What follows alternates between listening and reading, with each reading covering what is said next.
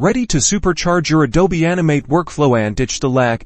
Let's dive straight into how to harness the power of your GPU for some serious performance gains. First, open Adobe Animate and navigate to the Edit menu, found at the top of your screen.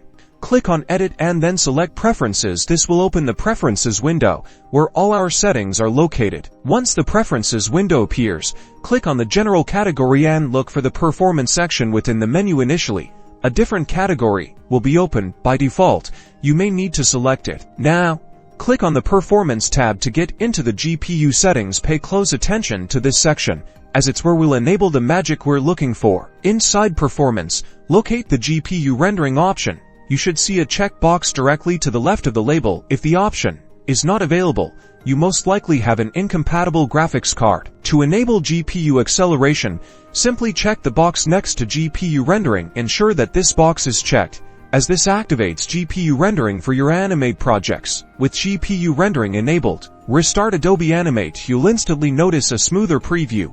Especially with complex animations, you should see improved playback speeds as your animations become much more responsive. Using your GPU can dramatically improve your Animate efficiency and speed up your animation process. Now go forth and create. Don't forget to like this video, subscribe, and check out our other tutorials.